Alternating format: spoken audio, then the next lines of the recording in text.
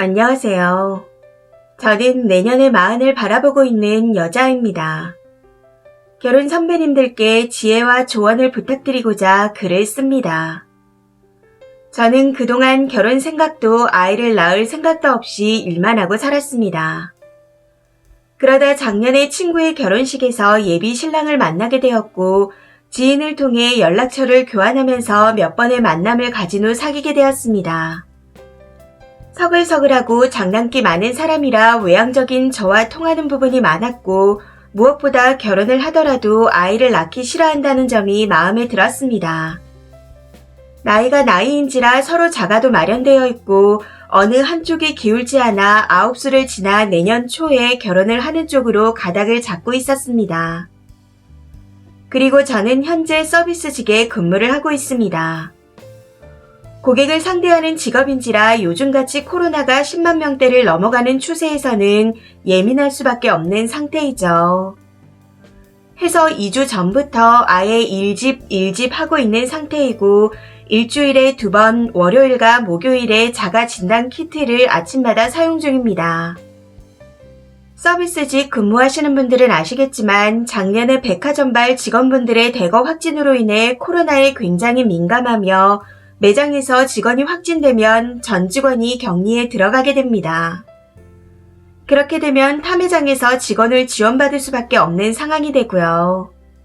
매장을 비워둘 순 없으니까요.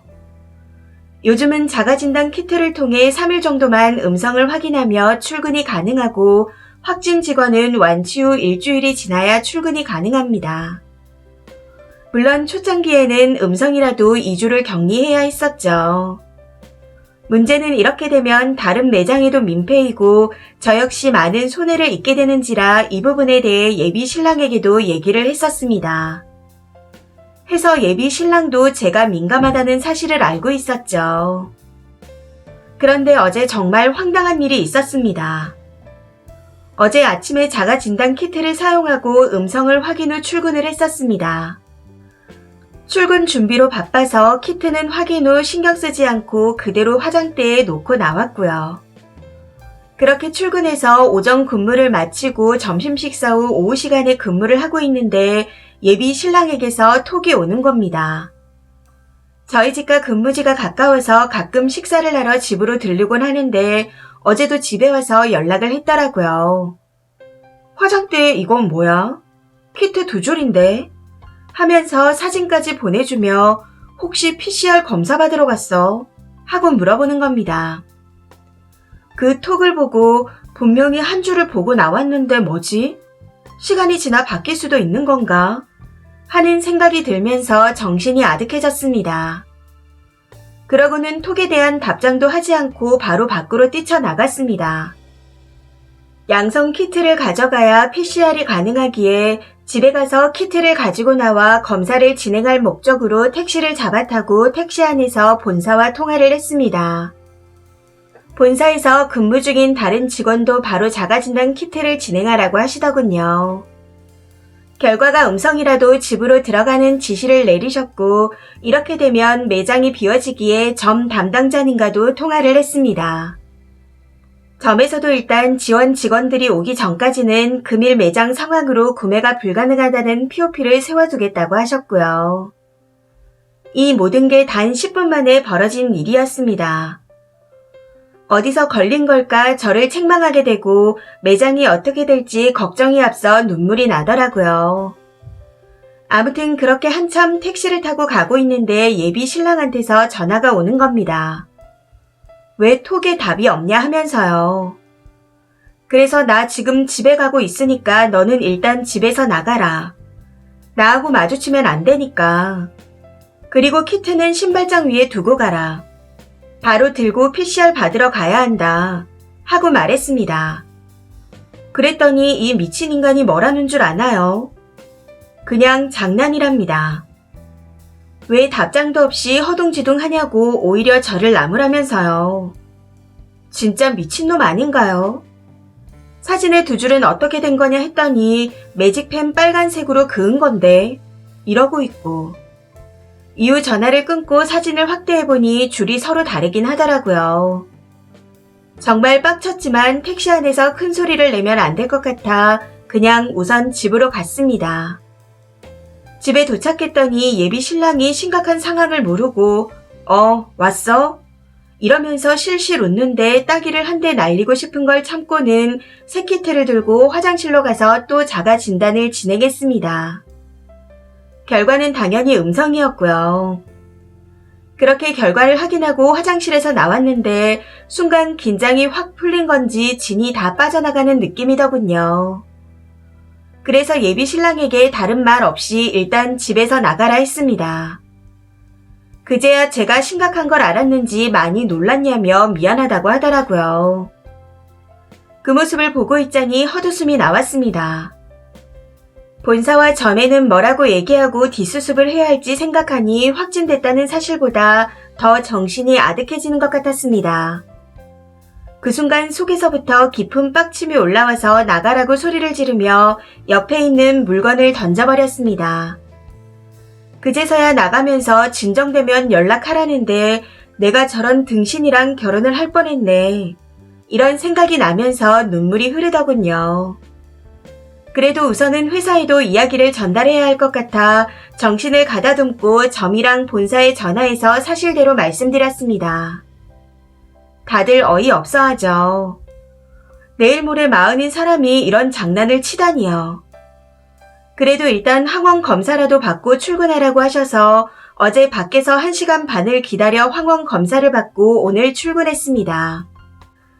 정말 너무 쪽팔려서 점 담당자님들이 매장 앞을 지나갈 때마다 얼굴이 화끈거립니다.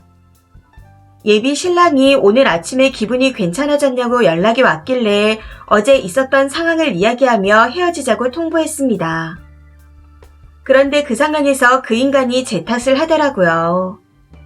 누가 봐도 허접한 사진인데 확대해볼 생각도 안 했냐며 본사와 점에 보고하기 전에 본인한테 전화라도 해서 확인을 했어야 했답니다. 그러면서 본인의 잘못을 전혀 인정하지 않고 잘못한 게 없기에 헤어질 수도 없답니다. 제가 너무 예민하고 성급했지만 본인도 그런 장난을 친 건 미안하다고 하네요. 그래서 궁금해서 글을 씁니다. 애초에 40살이나 먹은 사람이 코로나로 장난을 칠 거라고 생각을 할까요? 이게 사진을 자세히 보지 않은 제 잘못인가요? 정말 본인에게 확인 안 하고 혼자 성급하게 결론을 지은 제 잘못인가요? 전 아무리 생각해도 잘 모르겠습니다. 가벼운 장난으로 이별은 절대 안 된다는 이 사람에게 댓글 부탁드립니다. 댓글이 10개 정도가 넘어가면 예비 신랑에게 링크를 넘길 예정입니다. 추가입니다. 이렇게 많은 분들이 보실 줄은 몰랐습니다. 조금 당황스럽긴 하지만 그만큼 그 사람이 정상인은 아니라서 다들 열을 내주시는 거겠죠. 1년이란 기간이 허무하긴 하지만 식장에 들어가기 전에 알게 돼서 너무 다행이란 생각도 듭니다. 어제 글 20개 정도가 달려있을 때 많은 분들이 링크를 보내주지 말라고들 하셔서 보내지는 않았습니다.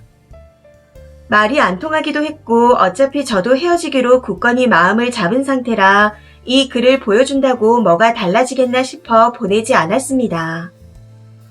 어제는 집 앞에서 기다린다고 얘기 좀 하자 해서 집에도 못 들어갔네요. 물론 집 비번은 바꾼 상태입니다. 부모님 집에서 출근을 해서 매우 피곤한 상태인데 계속 이럴 순 없으니 제가 예민한 걸로 얘기를 하고 서로 안 맞는 걸로 조용히 끝낼까 합니다. 서로 네가 잘못했니 내가 잘못했니 이러면 제가 너무 진이 빠질 것 같아서요. 그리고 댓글에 택시 아저씨가 불쌍하시다는 분도 계시던데 상황에 대해서는 출발하기 전 미리 말씀을 드렸습니다. 제가 이러이러한 상황이니 창문 다 열어놓고 가달라. 정말 죄송하다. 하고 말씀드렸더니 별말 없으시더군요. 만약 기사님께서 거부하셨다면 저도 내렸을 겁니다. 변명 아닌 변명을 드리자면 그 상황에서 버스나 지하철을 탈 엄두가 도저히 안 나서 택시를 탄 거였습니다. 아무튼 그 사람과는 따로 만나서 대화를 안 할 예정입니다. 영업을 하는 사람이라 사람을 홀리듯 대화하는 게 있어서 눈 보고 얘기는 못할 것 같네요. 걱정해주신 분들 감사합니다. 끝으로 서비스직에 계신 분들 모두 힘든 시기지만 힘내시고 이 글 읽어주시는 모든 분들 코로나 조심하세요.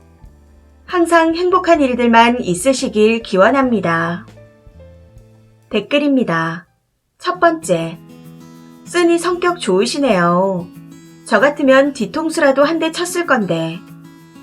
나이가 적으면 적어서 저런 장난을 친다고 이해라도 할 건데 이건 답도 없네요. 그래도 결혼 전이라 천만다행입니다. 딱 잘라서 정리하세요. 두 번째, 글 쓴 분 남친분 장난 자체가 문제가 아닙니다. 그 뒤 반응이 더 문제인 거예요. 제 딴에는 재미로 한 장난이 커지니 당황스럽고 억울한 마음이 드는 것도 알겠는데 어찌되었든 본인이 시작한 일이잖아요.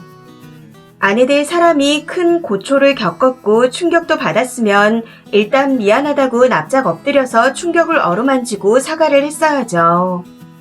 나는 장난이었고 네가 예민한 거야. 이건 앞으로 벌어질 갈등에서 그 남친이 어떻게 행동할지 알려주는 증거 아닌가요?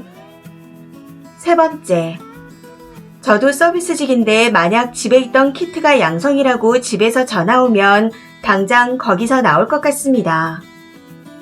짜증나는 게 개념이 없는 인간들은 고집도 세서 지 잘못으로 일이 커지면 사람을 예민충으로 만들고 절대 자기 잘못을 인정 안 하더라고요. 저런 거 주워다 결혼하려고 지금까지 결혼 안 한 거 아니잖아요. 뒤도 돌아보지 마세요. 네 번째, 코로나가 역병이지만 쓰니에게는 은인이고 귀인이나 마찬가지네요. 제가 다 코로나에게 고마움을 느낍니다. 하늘이 준 이 기회를 놓치지 마시고 안전하게 이별하세요. 응원합니다. 다섯 번째, 남들한테 피해를 주게 되니까 정신이 아득해지는 겁니다.